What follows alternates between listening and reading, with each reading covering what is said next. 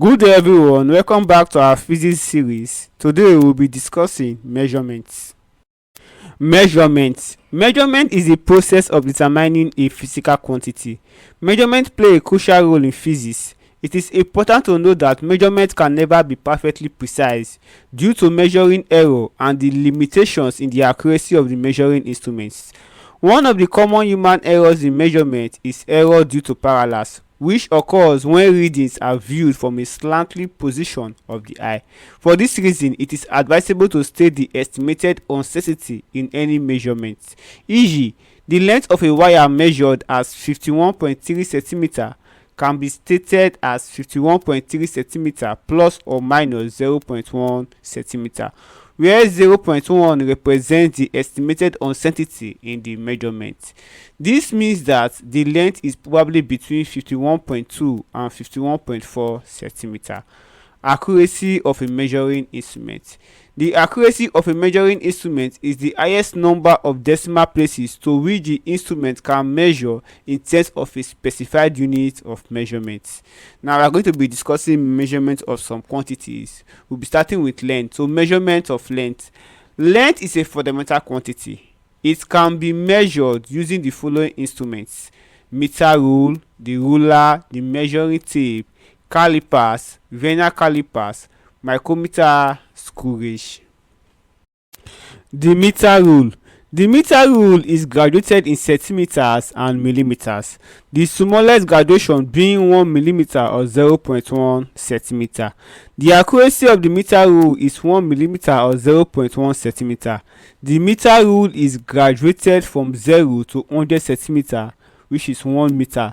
That is why it is called the meter rule. It is used in the laboratory for measuring length.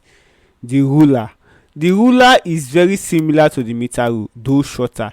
It is suitable for measuring length on paper. Like the meter rule, it is graduated in centimeter and millimeter from 0 to 30 centimeter.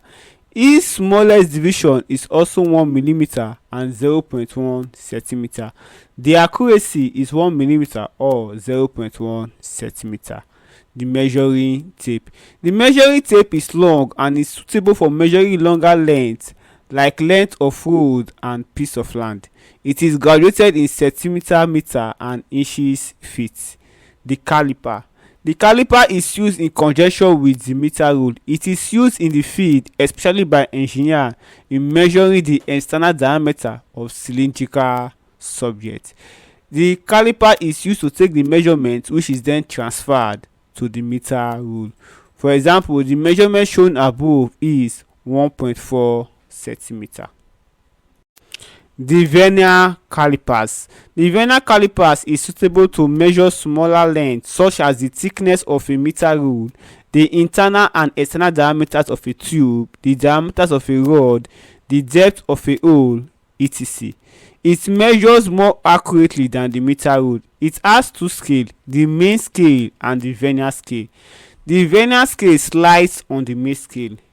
The main scale is graduated in centimeters and millimeters, while the vernier scale is constructed by dividing a 9 millimeter, that's 0.9 centimeter length, into 10 equal divisions, such that each division on the vernier scale equals 0.9 millimeter or 0.09 centimeter.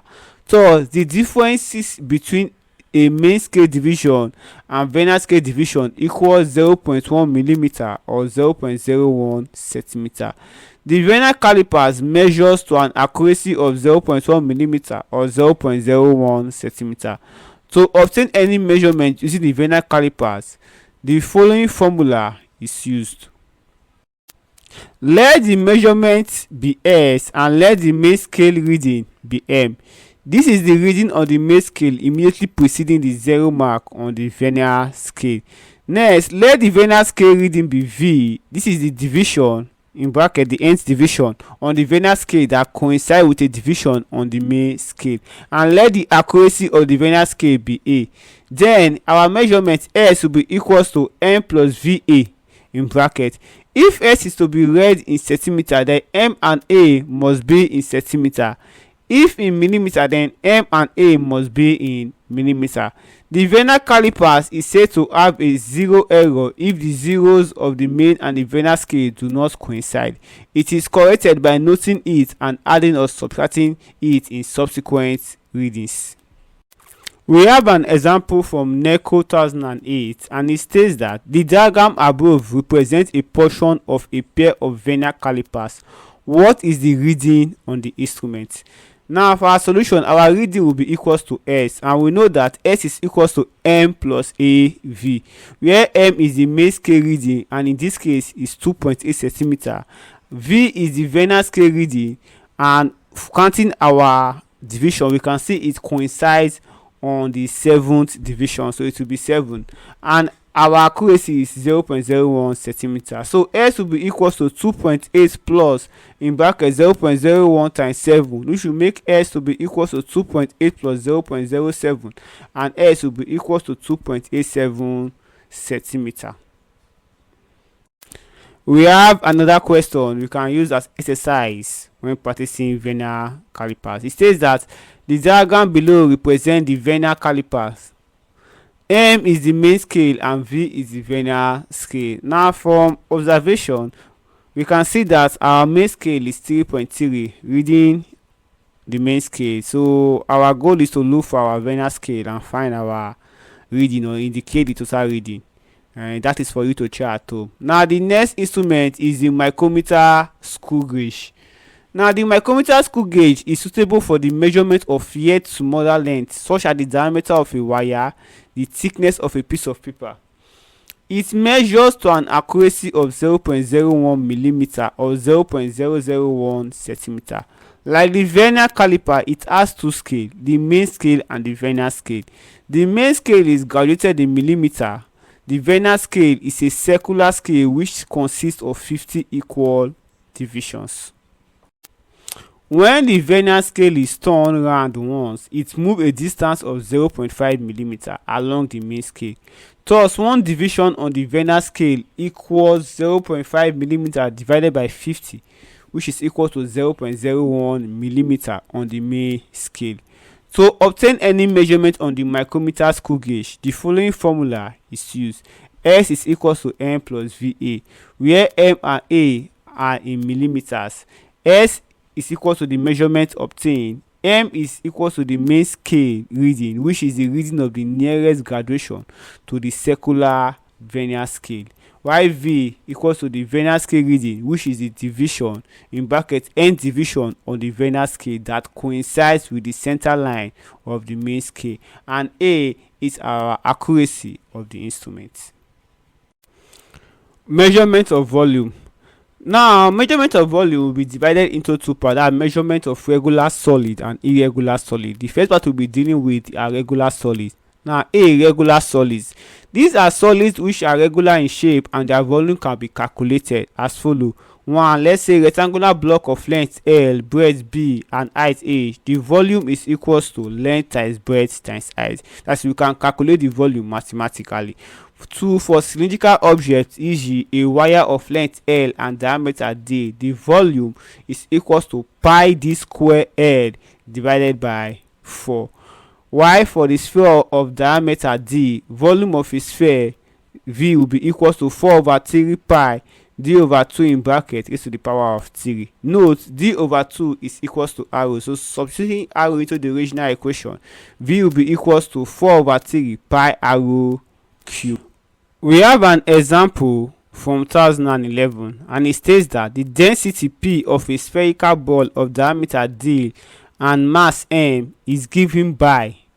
Now for our solution, we know that density is equals to mass over volume, but V is equals to the volume of a spherical ball, and our volume for a spherical ball with given diameter V will be equals to 4 over 3 pi d over 2 in bracket raised to the power of 3. And when we simplify this further, it becomes V is equals to 4 over 3 pi d cube over 2 cube, which will be equals to 4 over 3 pi d cube over 8. Multiplying it, it becomes V is equals to pi d raised to the power of 3 divided by 6. So our density P will be equals to m, which is our mass, divided by pi d cube divided by 6, and simplifying to be equal to 6m divided by pi d cube, and the correct option is C.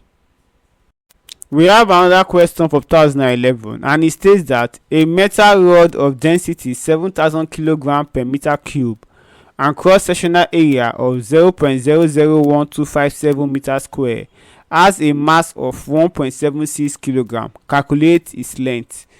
We're given the option. Now for our solution, density given is equal to 7,000 kg per meter cube, mass m is equals to 1.76 kg, and volume V is equals to unknown, as we are not given the volume, but we know that density is equals to mass over volume, but volume is equals to area times length, which is AL, where A is equals to the cross-sectional area and L is equals to the length.